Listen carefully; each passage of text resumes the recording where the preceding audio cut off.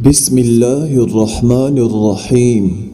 السلام علیکم محترم ناظرین، ہم قرآنک وظائف میں آپ کو خوش آمدید کہتے ہیں۔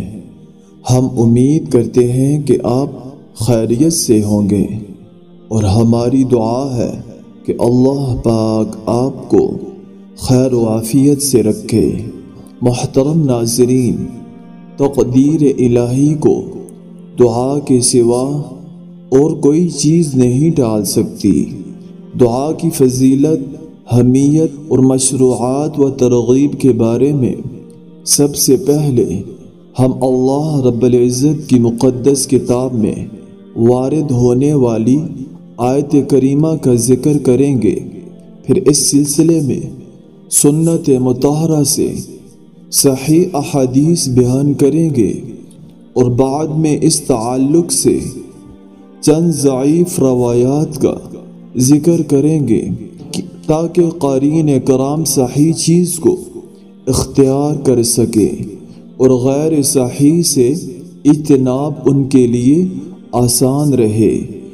دعا کی فضیلت و ترغیب میں وارد آیات کریمہ میں اللہ رب العزت فرماتے ہیں، میں اپنے بندوں سے بے حد قریب ہوں۔ جب میرے بندے میرے بارے میں آپ سے سوال کریں تو کہہ دیجئے میں قریب ہی ہوں، ہر پکارنے والے کی پکار کو قبول کرتا ہوں۔ سیدنا انس بن مالک رضی اللہ تعالی عنہ سے روایت ہے کہ نبی کریم صلی اللہ علیہ وسلم اللہ رب العزت سے روایت کرتے ہوئے فرماتے ہیں کہ اللہ تعالیٰ فرماتے ہیں، ہے آدم کے بیٹے، جب تک تو مجھ سے دعا کرتا رہے گا اور مجھ سے امید رکھے گا، میں تمہیں معاف کرتا رہوں گا، چاہے تم سے کچھ بھی سرزد ہوتا رہے۔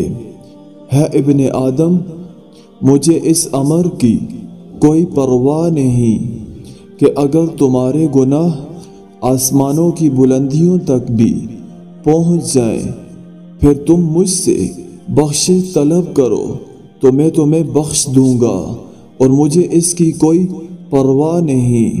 ہے ابن آدم، اگر تو گناہوں سے پوری زندگی بھر کر لے آئے لیکن تمہارے دامن پر میرے ساتھ شرک کا داغ نہ ہو تو میں اتنی ہی مغفرت لے کر آؤں گا اور تمہیں معاف کر دوں گا۔ تم سب میرے محتاج ہو، میری بادشاہت بلا حدود ہے۔ سیدنا ابو ذر غفاری رضی اللہ تعالی عنہ سے روایت ہے کہ رسول اللہ صلی اللہ علیہ وسلم نے فرمایا، اللہ تعالیٰ فرماتے ہیں، ہے میرے بندو، تم سب بھوکے ہو سوائے اس کے جسے میں ہی کھلاؤں، پس تم سب مجھ ہی سے کھانا مانگو تاکہ میں تمہیں کھلاؤں۔ ہے میرے بندو، تم سب ننگے ہو سوائے اس کے جسے میں ہی پہنا دوں، سو تم مجھ ہی سے لباس طلب کرو تاکہ میں تمہیں پہنا دوں۔ ہے میرے بندو، اگر تمہارے پہلے اور پچھلے، تمہارے جن اور انس سب ایک ہی میدان میں جمع ہو جائیں اور سب مل کر مجھ سے سوال کریں اور میں ہر سوال کرنے والے کو اس کی طلب کے مطابق عطا کر دوں تو میرے خزانے میں سے اتنی بھی کمی نہیں ہوگی جتنی ایک سوئی کو سمندر میں ڈبونے سے اس کے پانی میں کمی ہوتی ہے۔